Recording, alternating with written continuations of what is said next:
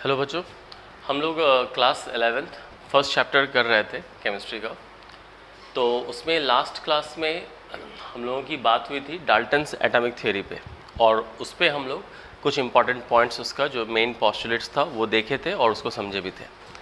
आज हम लोग उसके आगे एक नए टॉपिक पे हैं, एटॉमिक मास। तो देखिए, एटॉमिक मास क्या होता है, उससे पहले एक चीज़ हम लोग को थोड़ा सा समझना होगा। कार्बन एक एलिमेंट है, हम लोग जानते हैं, और उसका एटॉमिक नंबर होता है 6। ठीक है। आइसोटोप्स एक टॉपिक है जो हम लोग बाद में बात करेंगे। तो कार्बन जिसका एटॉमिक नंबर 6 है, एक एलिमेंट है, और नेचर में कार्बन जो है उसके अलग अलग तरह के एटम्स मौजूद हैं, जिसमें जो दो मेन है वो है, एक होता है कार्बन 12 बोलते हैं और एक को कार्बन 14 बोलते हैं। ठीक है।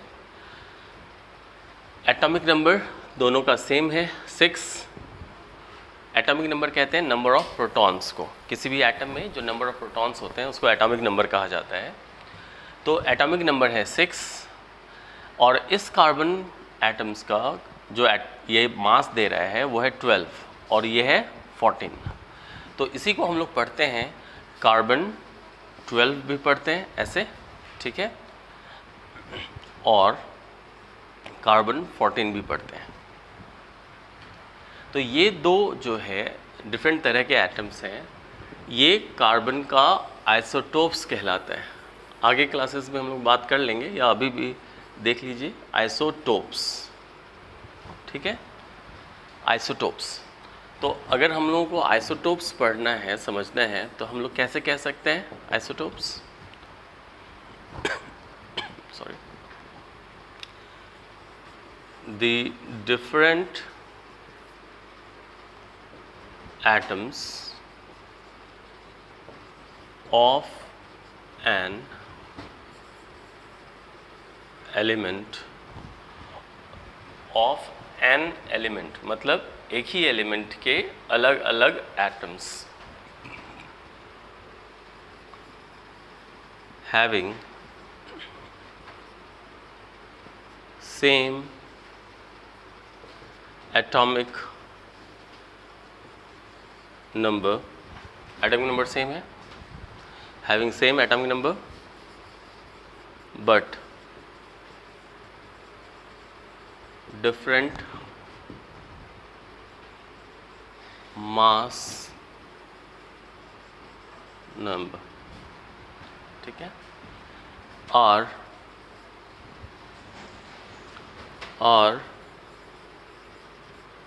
known as isotopes. ठीक है। तो आइसोटोप्स एक नया टर्म है हमारे लिए, यहाँ पे उसकी बात कर रहे हैं। तो आइसोटोप्स क्या होता है? किसी भी एक एलिमेंट, जैसे कार्बन यहाँ एक एलिमेंट है, उसके अलग अलग एटम्स जिनका एटॉमिक नंबर सेम है, एटॉमिक नंबर सेम है मगर मास नंबर डिफरेंट है। कार्बन जो एलिमेंट है उसका सिंबल होता है C, ये C लिख दिया मैंने। ठीक है। और नीचे जो नंबर यहाँ पे लिखते हैं उसको एटॉमिक नंबर कहते हैं, ऊपर जो नंबर लिखते हैं उसको हम लोग मास नंबर कहते हैं। ठीक है। तो ये जो है उसको मास नंबर कहा जाता है, मास नंबर। नीचे वाले नंबर को कहा जाता है एटॉमिक नंबर। ठीक है। तो ऐसे डिफरेंट एटम्स किसी भी एक एलिमेंट के जिनका एटॉमिक नंबर सेम है मगर मास नंबर डिफरेंट है, तो वैसे एटम्स को हम लोग कहते हैं आइसोटोप्स। तो यहाँ पर ये दो आइसोटोप्स हो गए, किसके? इस कार्बन एलिमेंट के। ठीक है। तो यहाँ पे मैंने डेफिनेशन भी लिख दिया है, the different atoms of an element मतलब एक ही तत्व के अलग अलग एटम्स जिनमें एटॉमिक नंबर सेम होता है मगर मास नंबर डिफरेंट होता है, तो वैसे एटम्स को हम लोग बोलते हैं आइसोटोप्स। यानी ये दो आइसोटोप्स हो गए, किसके? कार्बन के। इसी तरह से और भी बहुत सारे एलिमेंट हैं, जैसे ऑक्सीजन है उसका भी आइसोटोप्स होता है, नाइट्रोजन है उसका भी आइसोटोप्स होता है। इस तरह से बहुत सारे आइसोटोप्स अलग अलग एलिमेंट्स के होते हैं। तो फिलहाल हम लोगों का जो टॉपिक है वो एटॉमिक मास है। उसको समझने के लिए ये दो के बारे में जानना ज़रूरी था, इसलिए मैंने यहाँ पे बताया है। बाकी आइसोटोप्स टॉपिक जब आएगा तो उस पर और बात करेंगे हम लोग, ठीक है। तो आइसोटोप्स क्लियर है कि किसको कहते हैं हम लोग आइसोटोप्स, ठीक है। तो यहाँ पे कार्बन के दो आइसोटोप्स हो गए।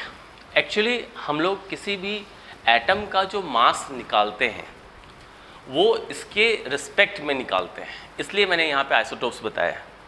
कार्बन 12 इसको एक स्टैंडर्ड एटम माना जाता है, ठीक है। इसको एक स्टैंडर्ड एटम हम मानते हैं कार्बन 12 को, ठीक। तो एटॉमिक मास जो है वो क्या होता है, उसको कैसे हम लोग डिफाइन करते हैं। तो अब जैसे कि सपोज़ कीजिए ये जैसे कार्बन 12 एक एलिमेंट हो गया, इसका कोई एक एटम ले लिए, ठीक है। इस एटम का जितना भी मास होगा उसका 1/12 करेंगे, यानी 1/12वां हिस्सा इसका, वो जो मास आता है किसी भी एलिमेंट का, उसी को हम लोग बोलते हैं उसका एटॉमिक मास, ठीक है। एटॉमिक मास को हम कैसे डिफाइन करेंगे?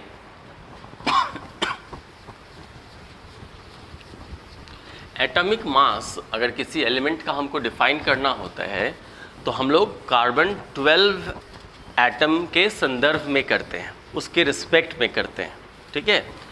तो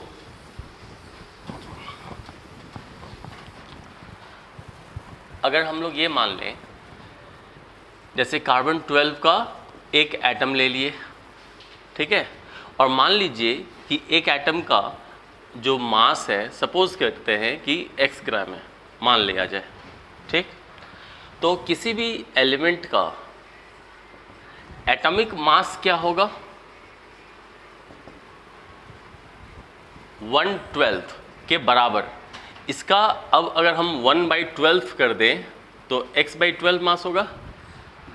तो किसी भी एटम का एटॉमिक मास जो होता है वो कार्बन के एक एटम का 1/12वां हिस्सा के बराबर जितना मास होता है वही उस एटम का एटॉमिक मास कहलाता है, ठीक है। तो atomic mass of an element is 1/12 of mass of each atom of carbon 12, ठीक है। यानी कार्बन 12 जो एक एलिमेंट है उसका एक एटम का 12वां हिस्सा के बराबर जितना मास होता है किसी एलिमेंट का, उसको बोला जाता है उस एलिमेंट का एटॉमिक मास, ठीक है। तो अब जैसे फॉर एग्जांपल आजकल तो हम लोग हालांकि ये करते हैं, एक मास स्पेक्ट्रोमीटर,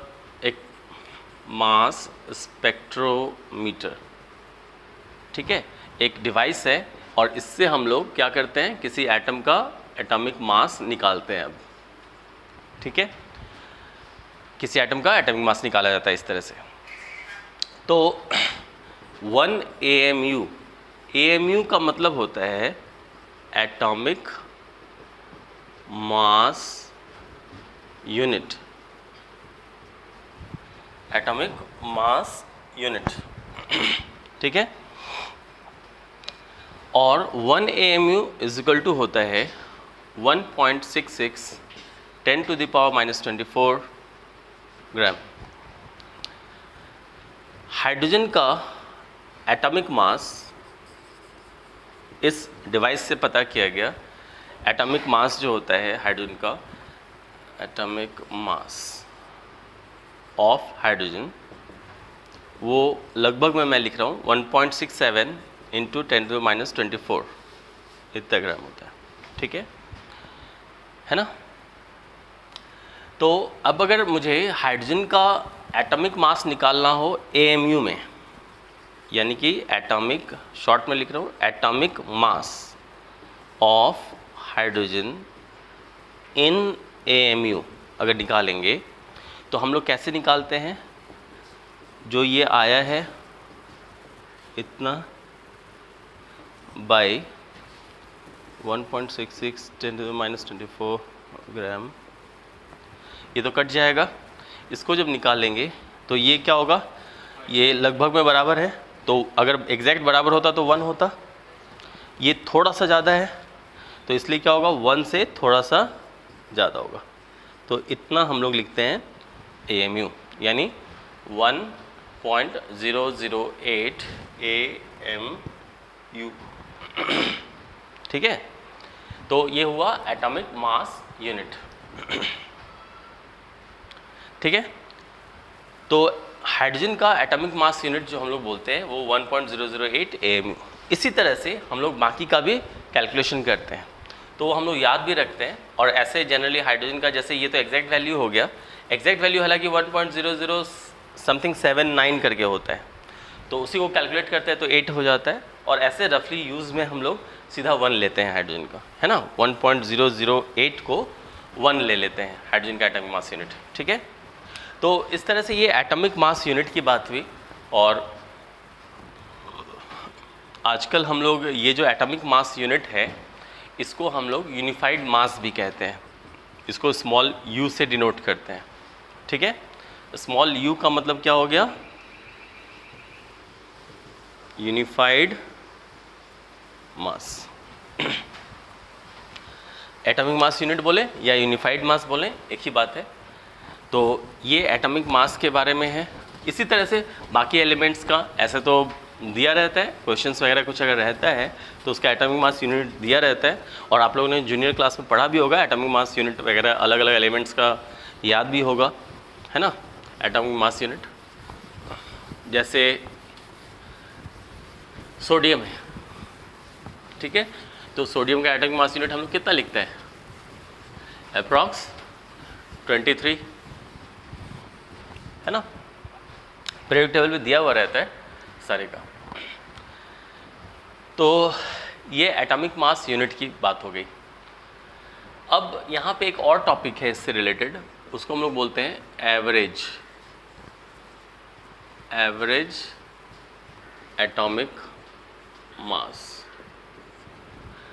नाम से क्या क्लियर हो रहा है, एटॉमिक मास का एवरेज निकाला जा रहा है। ठीक है, तो ये एवरेज वर्ड जो है ये हम लोग किसके लिए यूज़ करते हैं। अब जैसे कोई एलिमेंट है मान लीजिए और उसके अलग अलग आइसोटोप्स हैं, ठीक है, तो उन केसेस में हम लोग आइसोटोप्स का जो केस होता है, जिन एलिमेंट्स का आइसोटोप्स होता है उनका जो हम लोग एटॉमिक मास लिखते हैं वो एक्चुअली एवरेज एटॉमिक मास होता है। और उसका एवरेज एटॉमिक मास पे ही बात भी करना चाहिए हम लोग को। अब जैसे कहने का क्या मतलब है, जैसे देखिए जैसे कोई भी एलिमेंट है, अगर मान लें हम लोग जैसे सपोज करते हैं कि क्लोरीन, ठीक है, क्लोरीन का एटॉमिक नंबर होता है 17, ठीक, और इसका जो एटॉमिक मास है वो 35.5 लिखते हैं हम लोग, ठीक है। तो ये फ्रैक्शन में आ गया 35.5, कैसे आ गया फ्रैक्शन में, तो एक्चुअली में क्लोरीन का 2 आइसोटोप्स होते हैं, ठीक है, क्लोरीन के 2 आइसोटोप्स होते हैं। एक होता है क्लोरीन, अगर हम लोग ये ले लें 35, और एक और होता है क्लोरीन 37, क्लोरीन 35 और क्लोरीन 37। 35 क्या हो गया, उसका मास, ठीक है, एटॉमिक मास यूनिट, और क्लोरीन का 37, एक क्लोरीन का 37 है, एक का 35। अभी हम लोग पढ़े थे ना आइसोटोप्स के बारे में, उसमें क्या पढ़े कि एटॉमिक नंबर सेम होगा, मास नंबर डिफरेंट होगा। तो इस दोनों क्लोरीन का एटॉमिक नंबर कितना होगा, 17 ही होगा, है ना। इसी को अगर हमको लिखना हो तो हम ऐसे भी लिख सकते हैं, क्लोरीन 17, तो उसका एटॉमिक नंबर हो गया, मास नंबर 35। यहाँ पे chlorine atomic number 17, mass number 37, है ना। 2 डिफरेंट लिख रहे हैं इस तरह से, ठीक है, एक 35 और एक 37। तो ये दोनों क्या हो गए? आइसोटोप्स। ठीक, तो हम लोगों को ये जो आइसोटोप्स हैं अलग अलग, इनका रिलेटिव एबंडेंस देखना पड़ता है। रिलेटिव एबंडेंस का क्या मतलब हुआ कि नेचर में इसकी उपलब्धता कितनी है। उपलब्धता मतलब नेचर में ये कितना परसेंटेज में अवेलेबल है, वो देखना ज़रूरी है यहाँ पे। तो ऐसे ये हम लोग को याद रखना है, याद दिया रहता है, ये जो क्लोरीन 35 है, ये नेचर में टोटल जितने क्लोरीन होते हैं उसका 75% होता है। ठीक है, टोटल अमाउंट का 75% क्लोरीन 35 होता है, और टोटल अमाउंट का लगभग अब कितना बच गया? 25%, वो होता है क्लोरीन 37। ये 75% और 25% मैंने क्या लिखा है? ये और ये यहाँ पे क्या लिखा हुआ है? ये है रिलेटिव एबंडेंस।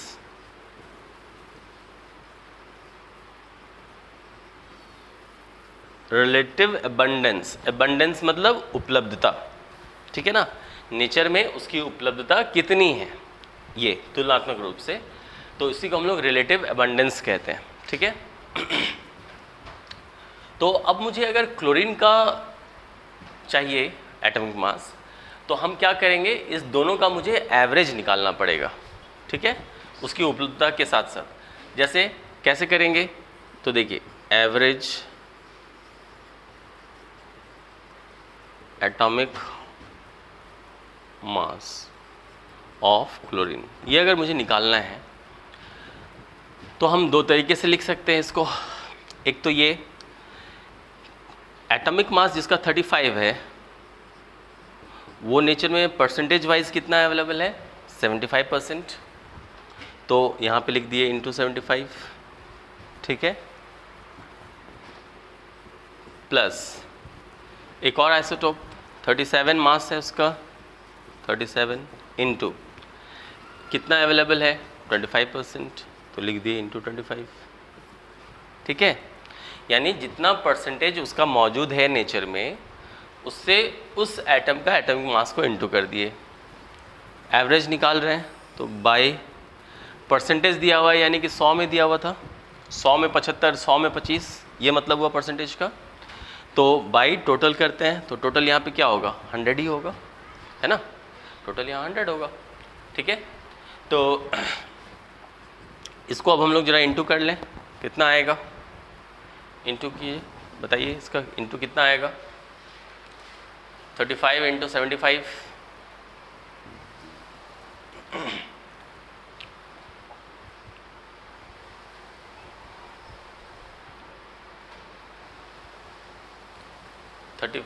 इंटू 75 का यहाँ पे वैल्यू लिखना है सही से।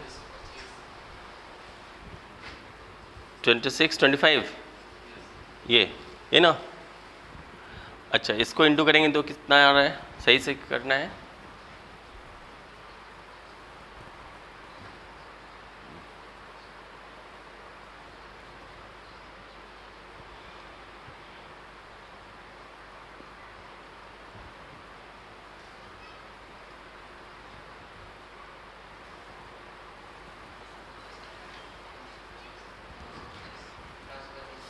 नाइन टू 5, तो इसको इंटू किए तो ये आया, इसको इंटू किए तो ये आया, और अपॉन 100। अब इस दोनों को ऐड कर लेते हैं, 5 और 5 10, 0 कैरी 1, 3 और 2 5, 9 और 6 15, 5 कैरी 1 3, कितना आया ऐड करके? बाई 100। तो 2 डेसिमल यहाँ आ जाएगा, तो 35.5 आया। तो मैं यहाँ पे पहले लिख चुका था 35.5, है ना। तो इस तरह से हम लोग एवरेज एटॉमिक मास निकालते हैं। यानी कहने का मतलब ये हुआ कि जिस एटम का आइसोटोप्स होता है ना, जिन एलिमेंट्स का, मतलब एटम नहीं, जिन एलिमेंट्स का आइसोटोप्स होता है नेचर में, तो उसका रिलेटिव एबंडेंस भी हम लोग देखते हैं। और रिलेटिव एबंडेंस अगर पता रहता है तो हम उसका एवरेज एटॉमिक मास इस तरह से निकालते हैं। और इस कारण से क्लोरीन का जो एटॉमिक मास आता है वो फ्रैक्शन में आ रहा है। क्यों फ्रैक्शन में आया? क्योंकि हम लोगों ने एवरेज एटॉमिक मास निकाला है इसलिए, है ना। दोनों आइसोटोप्स का मिला करके एवरेज एटॉमिक मास निकाले और इसलिए क्लोरीन का एटॉमिक मास फ्रैक्शन में है ना। तो ये कभी कभी पूछा भी जाता है, why the atomic mass of chlorine is in fraction. Fraction में क्यों है, समझ गए? क्योंकि हम लोग आइसोटोप्स के भी मास को कंसिडर कर रहे हैं इसलिए, ठीक है। दूसरी बात यहाँ पे, जैसे एक तरीका ये भी होता है कि हम लोग परसेंटेज में ऐसे जो किए उसको वैसे नहीं करके डेसिमल में भी कर सकते थे, तो बात तो बराबर ही आता। जैसे ये है 75% इसका अवेलेबिलिटी है, इसका मतलब क्या हुआ? अगर मैं एक और तरीका से यहाँ पे बना दूँ, देखिए जैसे क्लोरीन है ना, क्लोरीन 17 और ये 35, इसका अवेलेबिलिटी कितना है? 75%। तो 75% जो है इसका क्या मतलब हुआ? 75/100। तो ये अगर मान लीजिए डेसिमल में लिखा रहता तो क्या लिखा रहता? 0.75%, 0.75 है उसका रिलेटिव अबंडेंस। और जो क्लोरीन 37 है इसका अवेलेबिलिटी यानी उपलब्धता 25% है। 25% का मतलब हो गया 0.25, ठीक है, बाई 100 करके डिवाइड कर लिए। तो अगर इस तरह से डेसिमल में दिया हुआ है तो हम क्या करेंगे, कैसे निकाल सकते हैं? एवरेज एटॉमिक मास कैसे निकलेगा? तो देखिए क्लोरीन 35 का एबंडेंस इतना है, तो 35 इंटू 0.75 लिख देंगे, प्लस 37 का अवेलेबिलिटी कितना है? 0.25 है ना। और इस दोनों को ऐड कर देंगे। इसमें फिर बाई 100 नहीं करेंगे क्योंकि ये परसेंटेज पे तो नहीं बात कर रहे ना हम लोग, इसलिए बाई 100 नहीं करेंगे, सीधा जो वैल्यू आएगा उसको हम लोग लिख लेंगे। अब 35 इंटू 75 2625 आया था, तो इस दोनों को जब इंटू करेंगे हम लोग 2625 और 2 डिजिट के इधर लेफ्ट में डेसिमल, 2 डिजिट लेफ्ट में डेसिमल, इतना आएगा। प्लस जब हम लोग 37 को 25 से इंटू किए थे तो 925 आया था, 925 और 2 डिजिट लेफ्ट में डेसिमल है, 2 डिजिट लेफ्ट में डेसिमल है, तो 9.25 हो गया, ठीक है। तो इस तरह से ये दोनों इंटू हुआ तो ये और ये आया। और जब हम लोग ऐड करेंगे 25 और 25 50 डेसिमल दे दिए ऐड करने का, 26 प्लस 9 35, तो वही बात हुई यहाँ पे, है ना। तो कहने का मतलब दोनों सेम है, दोनों सेम चीज़ है, बस लिखने का तरीका अलग हो गया। यहाँ पे परसेंटेज लिखे थे तो इसलिए ओवरऑल को बाई 100 किए, यहाँ पे परसेंटेज में नहीं लिख करके डेसिमल में लिखा हुआ था, इसलिए हम लोग सीधा उसको इंटू किए, जो वैल्यू आया उसको ऐड किए और अपना निकाल लिया। तो दोनों ही सही है, दोनों ही सेम चीज़ है, बस एक्सप्रेस करने का लिखने का तरीका थोड़ा अलग हो गया और कुछ नहीं है, ठीक है। तो इस तरह से डिफरेंट चीज़ों का हम लोग एवरेज एटॉमिक मास निकालते हैं, है ना। जो भी एलिमेंट है उसका अगर आइसोटोप्स दिया हुआ है हम लोगों को, डिफरेंट आइसोटोप्स यानी कि डिफरेंट एटम्स का क्या मास नंबर है वो अगर दिया हुआ है और उसका रिलेटिव एबंडेंस भी दिया हुआ है, ठीक है, उसका रिलेटिव एबंडेंस भी दिया हुआ है, तो हम लोग आसानी से उस एलिमेंट का एवरेज एटॉमिक मास निकाल लेंगे। और एनसीईआरटी के एक्सरसाइज में भी शायद एक क्वेश्चन होगा एवरेज एटॉमिक मास निकालने का, है ना। तो वो क्वेश्चन भी कुछ उसी तरह से बनेगा जिसमें आप देख लेंगे। अगर चेक कर लूँ इसको तो यहाँ पे जैसे अगर इस चैप्टर का एक्सरसाइज अगर हम लोग देखें और उसका क्वेश्चन नंबर 1.32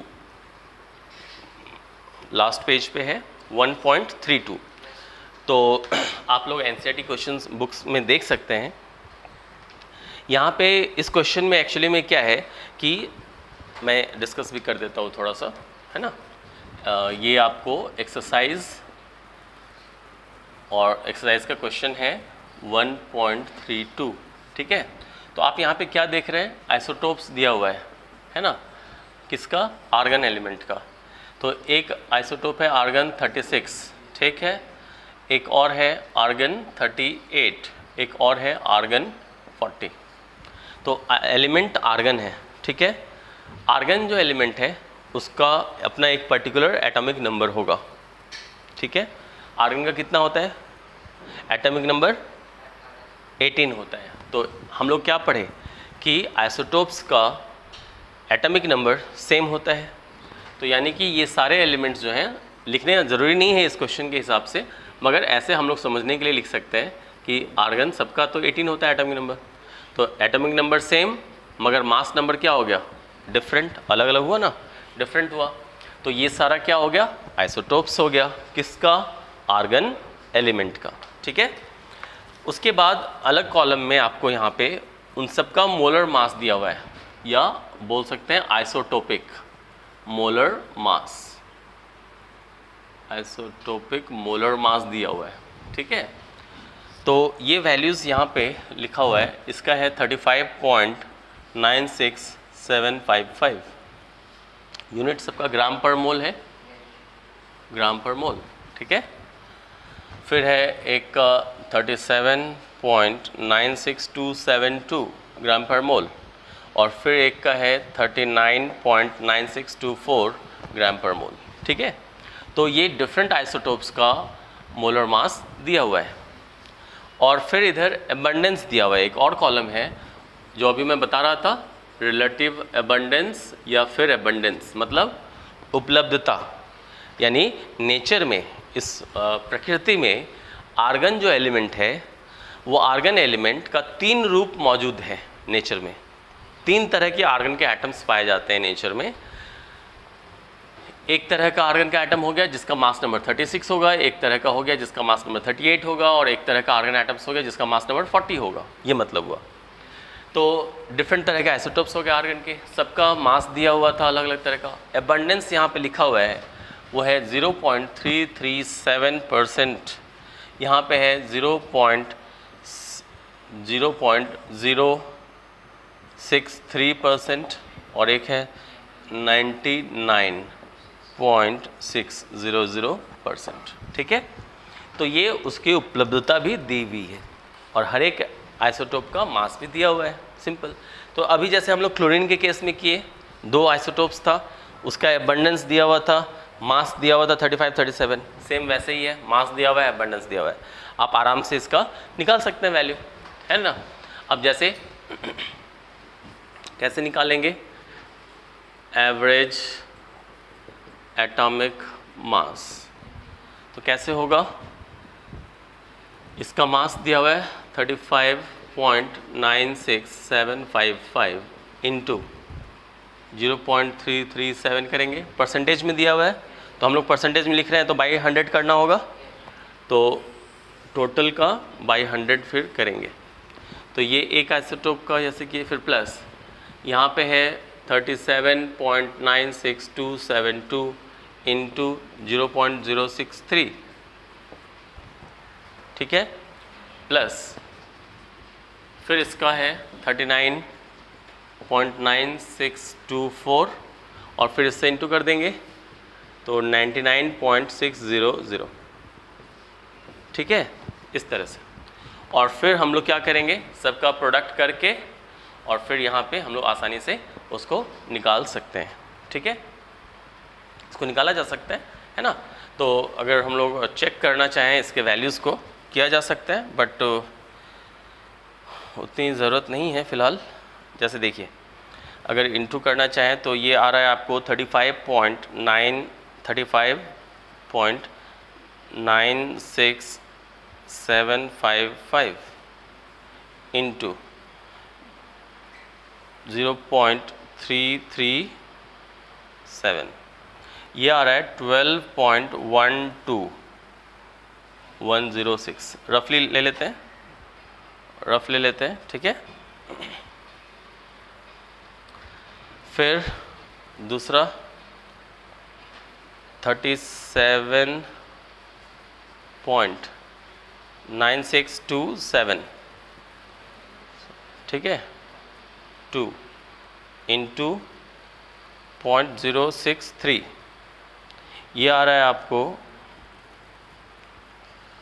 ये आ रहा है 2.3916, फिर प्लस, फिर ये आ रहा है 39.9624, इसको हम लोग इंटू कर रहे हैं 99.600, तो ये अप्रॉक्स वैल्यू आ रहा है 3980.25, ठीक है, इतना, और बाई 100 करेंगे, है किसका, आर्गन का, ठीक है। सेम वैसे ही, बस ये नंबर वैल्यूज़ थोड़ा बड़ा है इसलिए इंटू इस तरह से हम लोगों को करना पड़ा, ठीक है।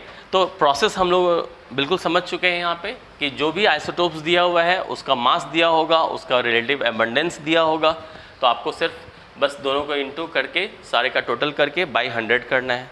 अगर मैं यहाँ 100 नहीं करता तो बाई 100 से इसको डिवाइड करके जो वैल्यू आता है उसको करता है, तो एक ही बात है, ठीक है, ठीक है। तो इस तरह से हम लोग एवरेज एटॉमिक मास पे बात कर चुके हैं विथ एग्जांपल्स। क्लोरीन का भी देखा हम लोगों ने, एक क्वेश्चन भी देखा आर्गन का, ठीक है बच्चों, ओके।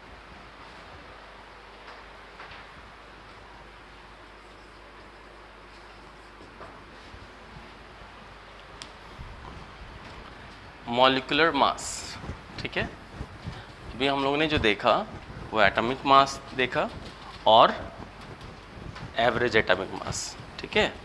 अब हम लोग जो बात करने जा रहे हैं वो है मॉलिक्यूलर मास।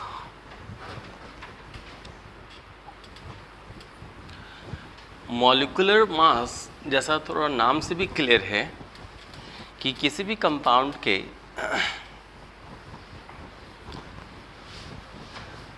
एक मॉलिक्यूल में जितने भी एटम्स होते हैं उन सब का टोटल मास, उसको हम लोग बोलते हैं मॉलिक्यूलर मास। फॉर एग्जाम्पल, जैसे मॉलिक्यूलर मास, ठीक है, क्या होता है, it is the mass of all the atoms, it is the mass of all the atoms of the elements, ठीक है, present in one molecule of the compound, one molecule of the compound, ठीक है। हम लोग molecular mass को ऐसे define करते हैं ना, it is the mass of all the atoms of the elements present in one molecule of the compound. मतलब कंपाउंड का एक मॉलिक्यूल है, उस मॉलिक्यूल में जितने भी एटम्स हैं अलग अलग एलिमेंट्स के, उन सब का मास करेंगे, मास को हम लोग सम करेंगे। तो इट इज़ दी, ऐसे अगर लिख लें, it is the mass of, तो इसको ज़्यादा बेहतर हम लोग ऐसे कर सकते हैं, it is the sum of the, है ना, यहाँ पे सम लिख लें तो ज़्यादा सही रहेगा।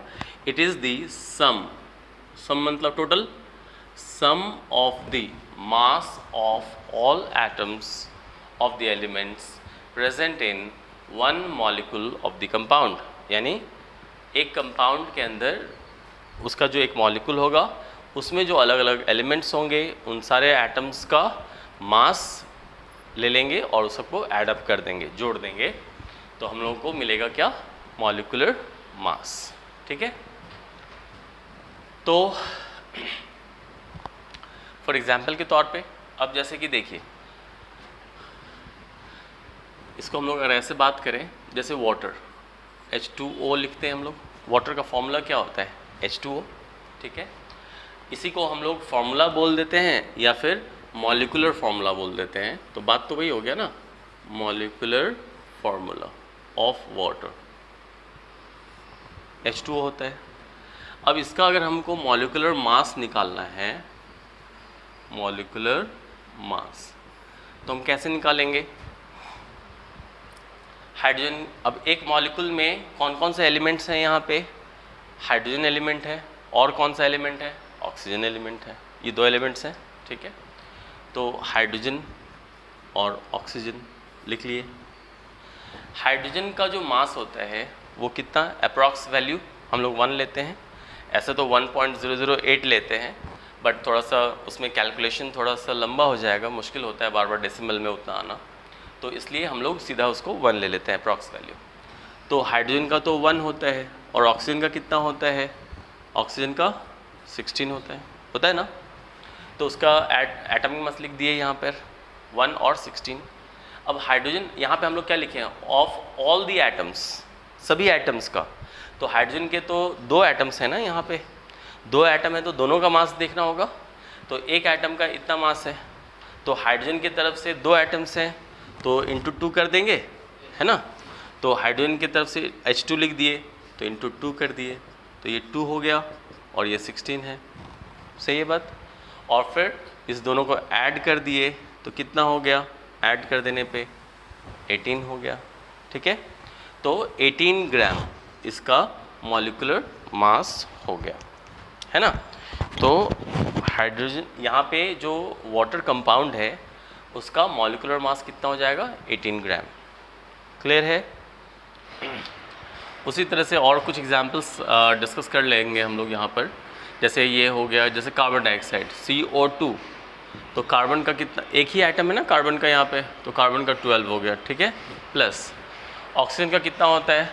ऑक्सीजन का होता है 16 और 2 ऑक्सीजन हैं वैसे, तो इंटू 2 कर दिए, ठीक है। तो ये क्या हो गया? ये हो गया 12 प्लस 16 टू जा 32, 44 ग्राम, है ना। और भी एग्जाम्पल्स हम लोग ले सकते हैं, जैसे C6H12O6, आप लोगों को पता है ये ग्लूकोज मॉलिक्यूल है, ग्लूकोज कंपाउंड का ये फॉर्मूला होता है C6H12O6।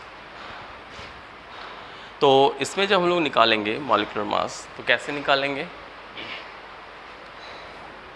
कार्बन का होता है 12 इंटू 6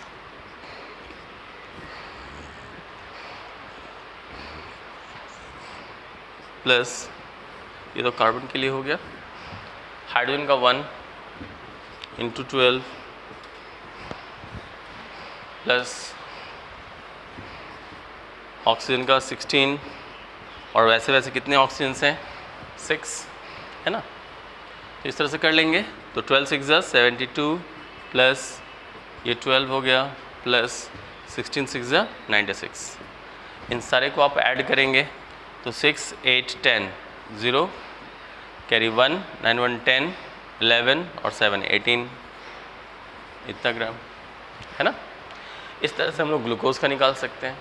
तो कहने का ये मतलब हुआ कि मॉलिक्यूलर मास हम लोग अभी जो कर रहे हैं वो बहुत सिंपल है।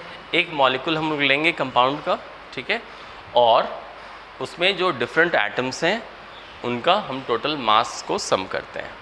This is molecular mass.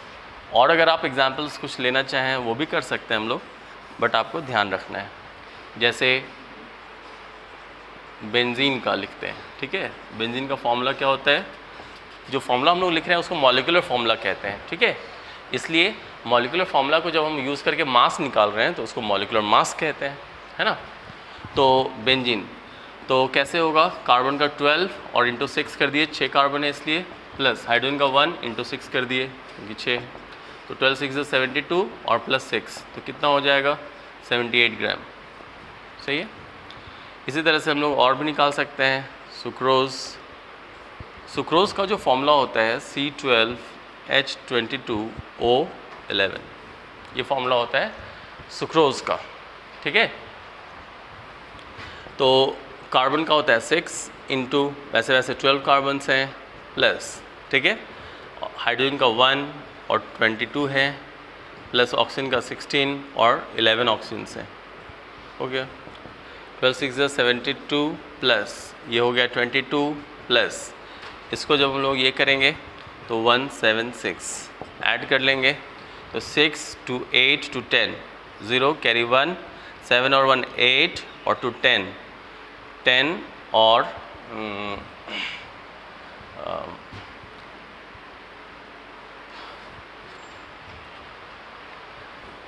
ओह ये थोड़ा सा गड़बड़ है,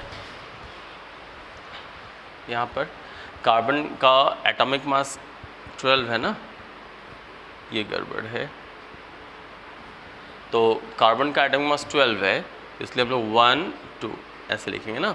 तो 12 इंटू 12, फिर 1 इंटू 22 और फिर 16 इंटू 11, ठीक है। तो 12 12 जा 144, ऐड करेंगे तो 6 और 4 10 और 2 12, 12 हो गया तो 2 हो गया, कैरी 1 8 10 14, 4 कैरी 1, 1 और 1 2 3, तो 342 ग्राम, ठीक है। इस तरह से ये सुक्रोज का हो गया। और हम लोग कर सकते हैं यहाँ पर कैल्शियम कार्बोनेट का, ठीक है। कैल्शियम कार्बोनेट, तो ये हो गया CaCO3 कैल्शियम कार्बोनेट, ठीक है। तो कैल्शियम कार्बोनेट में अगर हम लोग करना चाहें इसका, तो देखिए कैसे करेंगे। तो कैल्शियम का मॉलिक्यूलर मास कितना होता है, इसका अगर हम लोग निकालें तो कैल्शियम का 40 होता है, कार्बन का कितना 12, ऑक्सीजन का कितना 16 और 3 ऑक्सीजन उसमें इंटू कर दिए, है ना। तो 52 और प्लस 16 3 जा 48, तो 8 to 10 0 कैरी 1 और 5 5 10, कितना ग्राम, क्लियर है। तो इस तरह से बच्चों हम लोगों ने देखा यहाँ पे, ये सब बहुत सारा जो एग्जाम्पल्स अभी हम लोग देख रहे थे वो सारा मॉलिक्यूलर मास से रिलेटेड था, है ना। इस तरह से मेन बहुत सारे कंपाउंड्स का हम लोग ने अभी मॉलिक्यूलर मास निकाला है, और ऐसे ही बहुत सारे और भी कंपाउंड्स हो सकते हैं। अगर उसका फॉर्मूला दिया हुआ है तो हम लोग बहुत आसानी से उसका मॉलिक्यूलर मास इस तरह से निकाल लेंगे, ठीक है। Okay, thank you.